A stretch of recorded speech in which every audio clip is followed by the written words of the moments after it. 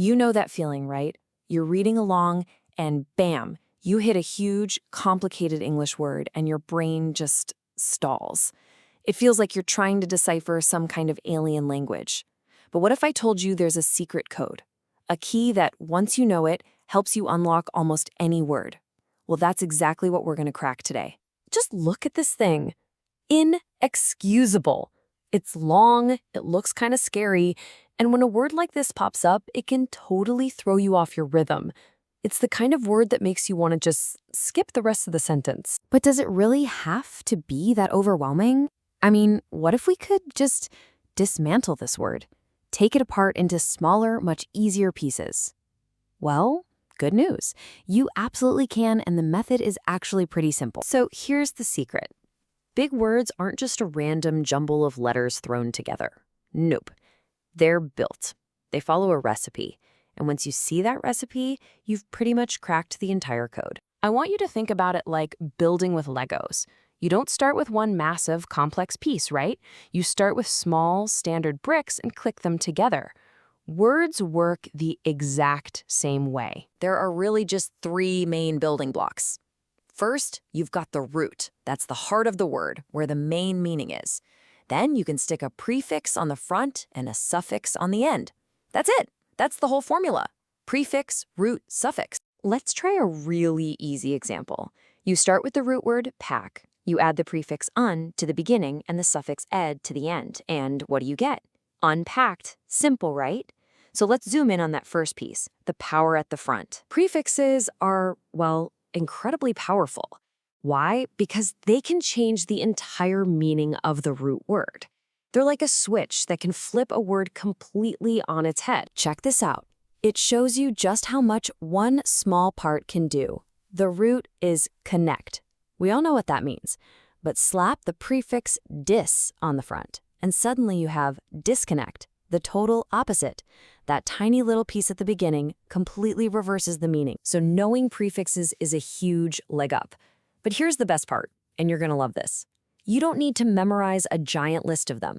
In fact, there are just 4 prefixes that are by far the most powerful keys for unlocking this code. 97%. Let that sink in. Just 4 little prefixes account for 97% of all the prefixed words you're going to find in things like textbooks.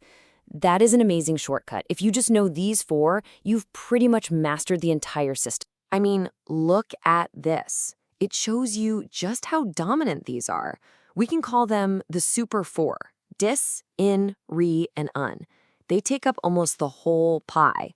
All the other prefixes are crammed into that tiny 3% slice. So focusing on these 4 gives you a massive bang for your buck. So what do they mean? Well, re usually means again, like to recall something you forgot. Un and dis often mean not, or the opposite of, like being unhappy or getting disconnected.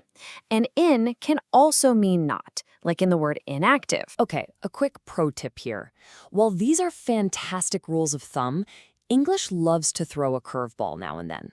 So that prefix in, for instance, can mean not, like in inconsistent.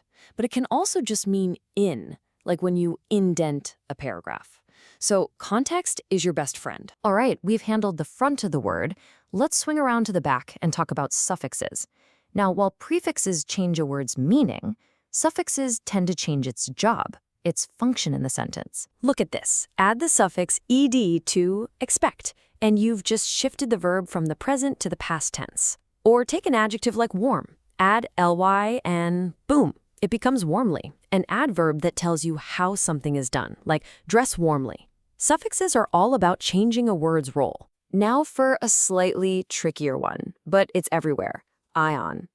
It looks like you should say ion, but you don't. It's pronounced shun, like an action or reaction. Knowing this one is a real game changer. And here's the cool part. There's even a little spelling rule for it. If the root word ends in a T sound, like react, you add T-I-O-N to make reaction. But if the root ends with an S or D sound, like in precise or collide, it becomes S-I-O-N, and that gives you precision or collision. It's this really neat little pattern that's just hiding in plain sight. So now you've got prefixes for the front and suffixes for the back. You're not just a reader anymore. You're equipped to be something more. You can become a word detective. Seriously, you have the keys. You can now look at a big, scary word, and instead of feeling overwhelmed, you can start hunting for clues. Where's the prefix? What's the suffix? And what's that simple root word left in the middle? This means you can break anything down. Take unhappiness. You spot the prefix un, which means not. You spot the suffix ness, which means a state of being. And what's left in the middle? The simple, easy root word, happy. Suddenly, the mystery is gone. So that's your new title, a word detective. It's someone who sees a long word and doesn't panic. They see the system behind it, the root, the prefix, and the suffix all working together. You can see the code now. So the next time you stumble upon a word like inexcusable or reinvestment, don't back away. Lean in.